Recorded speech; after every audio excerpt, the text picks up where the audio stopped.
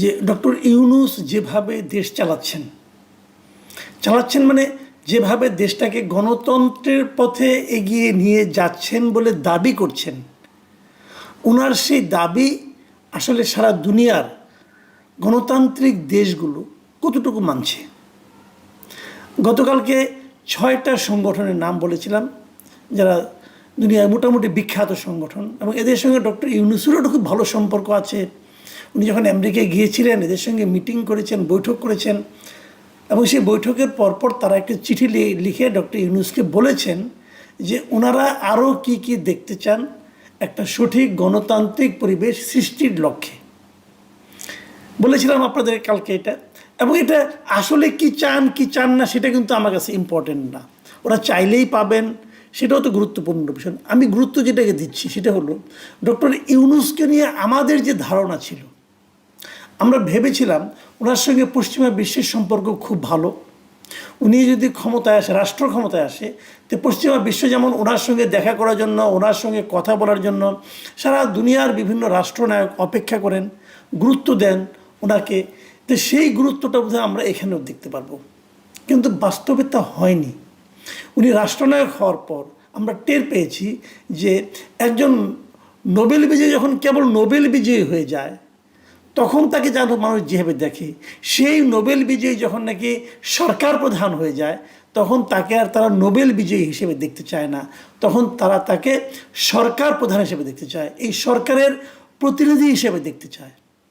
এবং এই সরকারের প্রধান হয়ে তিনি কি কি কাজ করেছেন, কি কি কাজ করতে চাচ্ছেন সেগুলোকে তারা বিচার করতে চায়।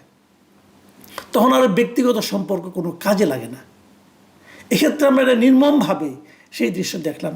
সেই দৃশ্যের দ্বিতীয় ধাপ আজকে দেখলাম। আজকে কি দেখলাম? আজকে একটা নিউজ পড়লাম, এটা দৈনিক যুগান্তরে লিড নিউজ করেছিল ওরা। সেখানে নিউজটার শিরোনাম ছিল যে নির্বাচিত সরকার ছাড়া ঋণের অর্থ দেবে না আইএমএফ। মানে আইএমএফ যে আমাদের ঋণ দিচ্ছিল 6টা কিস্তিতে, সেই কিস্তিগুলি কিন্তু তারা বিভিন্ন সময়ে ধাপে ধাপে ধাপে ধাপে তারা এটা কিন্তু শুরু করেছে, এবং এ পর্যন্ত তারা 5 কিস্তি আমাদের নেওয়া হয়েছে। 6ষ্ঠ কিস্তি ঋণ দেওয়ার কথা ছিল এবছরের, মানে ডিসেম্বরে, এই বছরের শেষ মাসে ডিসেম্বরে সেই 6ষ্ঠ কিস্তি দেওয়ার কথা ছিল। সেটা পরিমাণ খুব বেশি যে আমি তা বলছি না, $80 কোটি কিছু বেশি আমাদের সেই ঋণটা তাদের কাছ থেকে পাওয়ার কথা ছিল। কয়েকদিন আগে বিশ্বব্যাংক এবং আইএমএফের একটা বার্ষিক সভা চলছিল ওয়াশিংটনে। সেখানে গিয়েছিলেন আমাদের বাংলাদেশ ব্যাংকের governor doctor Ahsan S Mansur. সেখানে তার সঙ্গে আইএমএফের বৈঠক হয়েছে, এবং সেই বৈঠকে আইএমএফ বলেছে যে তারা 6ষ্ঠ কিস্তির ঋণ এখনই ছাড় করবে না। কেন করবে না? তারা সেই কারণটা উল্লেখ করেছে। তারা বলেছে যে একটা নির্বাচিত সরকার ছাড়া তারা এটা দেবে না। আগামী নির্বাচনের মাধ্যমে নতুন সরকার আসবে, তারপর তারা তাদেরকে এই ঋণের টাকাটা ছাড় করবে। নতুন সরকারের জন্য তারা কেন ওয়েট করছে, কে আসবে তা কিন্তু তারা যায় না, কেউ জানে না, এবং তাদের কোনো এ ব্যাপারে কোনো আগ্রহ নেই যে কে আসবে কে আসবে না, সেটা অন্য ব্যাপার, এটা জনগণের ব্যাপার, জনগণ কাকে ভোট দিয়ে আনবে তাদের ব্যাপার। কিন্তু তারা চাচ্ছে যে টাকাটা আমরা একটা গণতান্ত্রিক সরকারের হাতে দিতে চাই। মানে এই সরকার নিজেদেরকে যতই বলুক, সরকারের প্রেস সেক্রেটারি একজন আছে না, উনি বলতেন না আমাদের সব কিছু করার ম্যান্ডেট আছে, বাট আপনাদের তো আইএমএফের ঋণ পাওয়ার ম্যান্ডেটই নাই। তো কী বলেন রে ভাই, আপনাদের কোনো ম্যান্ডেট নাই। দয়া করে, এতদিন কেউ আপনাদের কিছু বলেনি, এখন বলা শুরু হয়েছে, আরও বলতে থাকবে। একটা অনির্বাচিত সরকার, একটা অন্তর্বর্তীকালীন সরকার এত লম্বা সময় থাকে না রে ভাই, এটা কোথাও থাকে না। এটা থাকাটা ভদ্রতা নয়। আপনারা জোর করে আছেন, আপনাদের উপদেষ্টাদের মধ্যে লোভ ধরে গেছে যে আরও কত থাকা যায়। আসেন আইএমএফের কথায় আসি।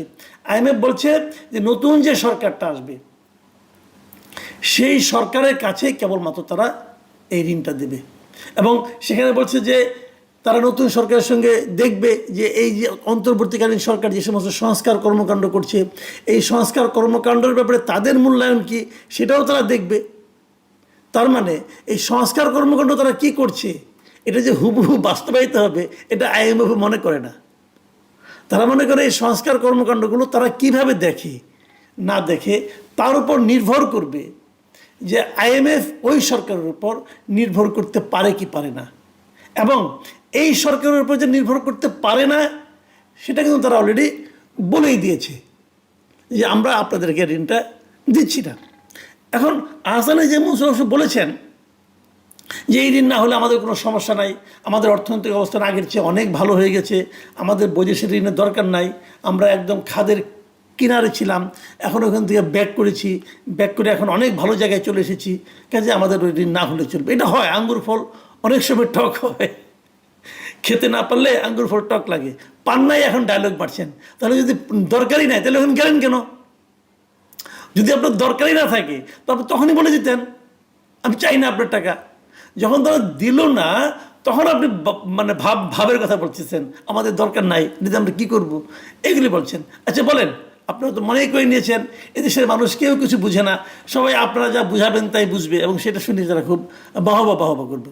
সন্দেহ নাই আমাদের রিজার্ভ আগের তুলনায় বেড়েছে, কোনো সন্দেহ নাই, এটা ইতিবাচক একটা ব্যাপার। কিন্তু আমি এটাও বলি, আমি বলি যে এই সরকারের একমাত্র ইতিবাচক দিকটা হলো অর্থনৈতিক দিকটা। অর্থমন্ত্রী ভালো করছেন, মানে আপনার বাংলাদেশ ব্যাংক ভালো করতেছে, দু একটা জায়গা ছাড়া। বাংলাদেশ ব্যাংকে একটা জায়গা তো খুবই তারা খারাপ কাজ করেছে, যে কয়েকটা ব্যাংকে একীভূত করার জন্য যারা যে উদ্যোগটা নিয়েছে সেটা নিয়ে, কিন্তু তার আগে ওই দুর্বল ব্যাংকগুলোর ব্যাপারে এই গভর্নর এমন এমন কথা বলেছে যে ওই ব্যাংকগুলো যেমন ভয়াবহ অবস্থা হয়ে গেছে। দেখ, সেটা অন্য আলাপ আরেকদিন করব, যে কী অবস্থা এক্সিম ব্যাংক সহ আরও অন্য ব্যাংকগুলো, তারা কি বিপদে পড়েছে। এখন তাদের কাছে যারা টাকা রেখেছে তারা কত বিপদে আছে, একটা টাকাও তারা তুলতে পারছে না। যারা ওখানে এফডিআর করেছিল তারা লাভের টাকাটা পর্যন্ত তুলতে পারছে না। এই সব কিছু দিয়ে গভর্নরের কারণে এই বেশি কথা বলে আমার মনে হয় যে এটা আর কি। যাই হোক, এটা অনেক মানুষের দুঃখ, অনেক মানুষের কষ্ট, তখন আর এগুলি বলি না। এটা নিয়ে আমরা পরে একটা প্রতিবেদন আমি করবো আশা করি। যে কথা বলছিলাম, তাহলে মোদ্দা কথা হলো ঋণের টাকা ছাড় হচ্ছে না, আইএমএফ ঋণের টাকা দেবে না নতুন একটা নির্বাচিত সরকার ছাড়া। টাকাটা আমি আগে বলি, টাকাটা ইম্পর্টেন্ট না, ইম্পর্টেন্ট হলো ইমেজটা।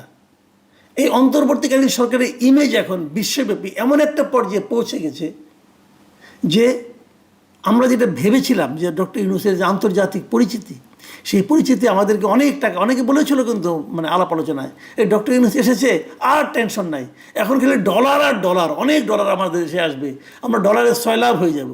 আপনাদের মনে আছে ডক্টর ইউনূস কিন্তু বলেছিলেন, গত বছর নভেম্বরে বলেছিলেন যে আমরা আর বিশ্বের কাছে যাব না, বিশ্ব এখন আমাদের কাছে আসবে।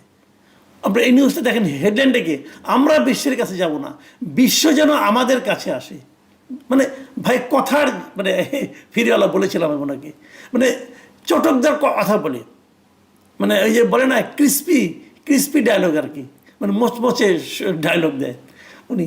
তো এইভাবে দিয়ে কই বিশ্ব আসছে, বরং বিশ্বটা চলে যাচ্ছে আপনার কাছ থেকে। আইএমএফ তো আপনার কাছে আপনাকে শুনলো না। তো এগুলি ইমেজটা হলো ইম্পর্টেন্ট। আমরা সেই ইমেজটাকে ধরে রাখতে পারছি না, আমরা মানুষের ভরসায় জায়গায় থাকতে পারছি না।